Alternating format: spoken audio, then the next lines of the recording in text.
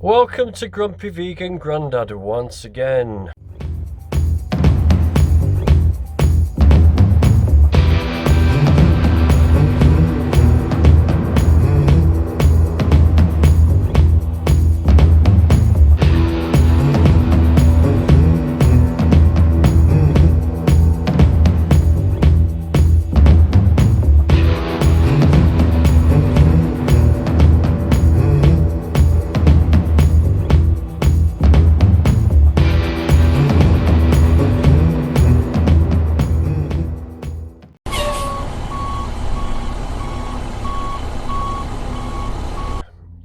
Tales from the Lorry Cab, vlog 10. So, eventful week. I've managed to rip my fingernail off. I wasn't giving you the bird then, by the way. And I've managed to batter my head with a strap. So, I blame it on the coronavirus. I do. What we're in now, week 4. So, I've been mulling over a couple of things I saw on the news this morning, believe it or not. And the first on my hit list is Russia. The Russian Orthodox Church. They are holding services. They are giving communion, giving wine off the same spoon, something like that.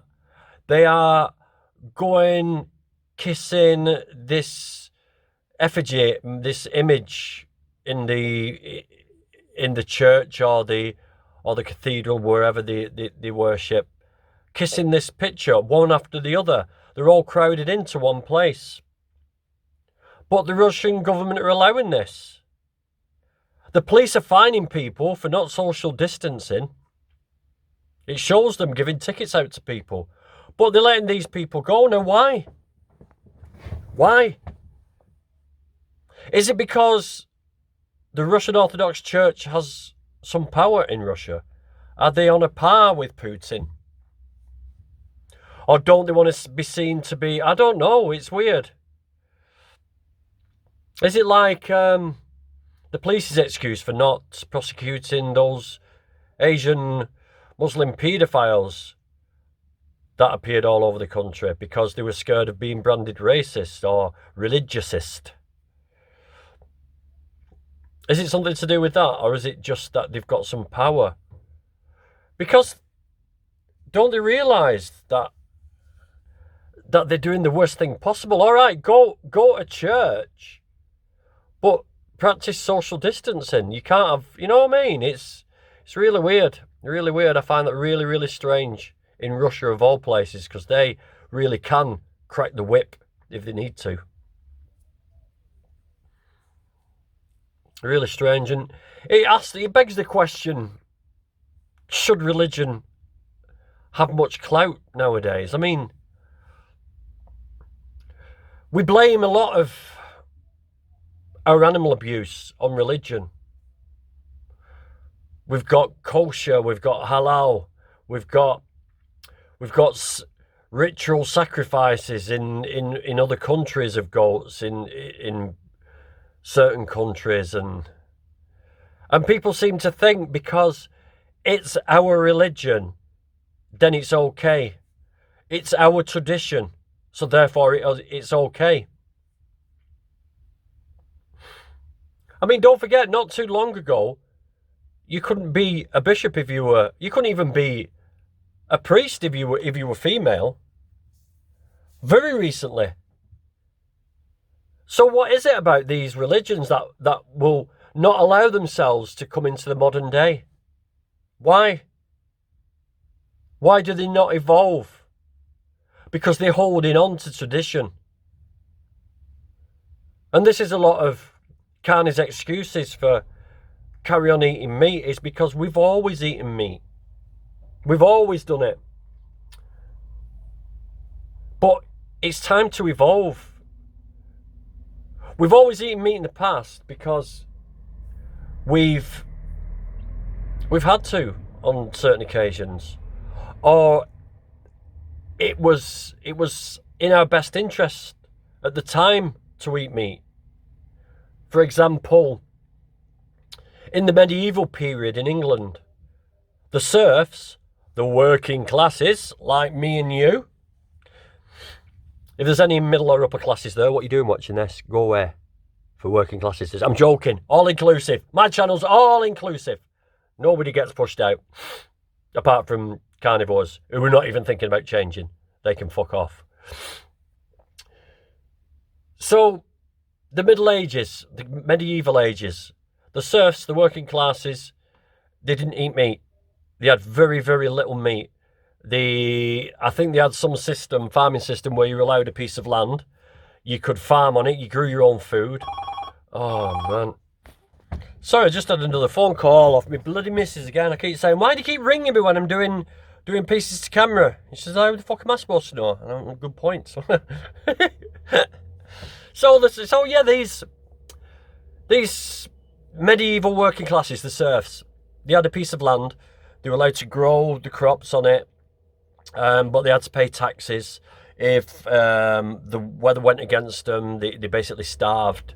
And the diet was mainly, I mean, it's a bit of a running joke, but turnips, you know. But they used to supplement that by going poaching, hunting, fishing, catching rabbits. So it wasn't a big thing of eating animal products in the UK. It was a pastime of the upper echelons of society. Let's put it that way. And then as time went by, we started emulating the great monarchs. And that's how we've become such a big meat-eating nation, is because we're emulating the kings and queens of the country. That's how, and the lords and the ladies, because it was a sign of wealth that you could have meat every day for every meal. So tradition is like, people don't like change, do they? People don't like change at all. But once change has happened, you think, how did we ever cope before without it? Like mobile phones. You look at it now, how did you cope before mobile phones? Well, we used to have to go to phone boxes or ring each other and arrange to meet somewhere. It was just one of those things. But these mobile phones came in, and now we think, how did the fuck did we do without them? So yeah, religion, it's a big bone of contention with me. I mean, I've got a friend called Kylie, and she's a Christian. Hello, Kylie. But she doesn't go to church, and she says she's got faith. She hasn't got religion, she's got faith. And I understand that. I get it. She believes in a superior power. She believes in a God, Jesus and all this. But she's doesn't think that they should dictate, you know, I think I've got this right, dictate when and where she worships and how she worships, which is a cool idea, and that's how it should be. That's how it should be. I mean, there is some plus sides to religion. It's the community, how they do a lot for the community and help out and stuff, and that's nice, but there's lots of charities doing exactly the same. I mean, what religion, what God advocates rape, bestiality, murder, kidnap of his creations, if this God exists? Her creations, could be its creations. What God would advocate that? Not one. Because why can't animals be religious? Why can't they have a religion? They might have a religion. Who knows? I mean, if there's only one God and animals have a religion, they're all worshipping the same God as us, aren't they? Asking for the same things. Peace, love, harmony. Yeah, and another thing that's come up is some of these really poor countries. One of the poorest countries in the world at the moment is Haiti. They got hit by the cyclones and earthquakes, and they've had everything, the poor buggers. And now this coronavirus, when that hits Haiti, oh my God, it doesn't bear thinking about. And they haven't got support of the government because there's no government to support them. The government haven't got any money. So what are they going to do? They haven't got a health system in place. Unbelievable. And there's a lot of countries like that are going to suffer. America's on about going back to work, and they're having group protests over there, and they don't fucking get it, do they? Not all of the Americans, a lot do. But, Jesus, well, some of them don't, they get it. And I've also heard some other news on the news this morning, is that,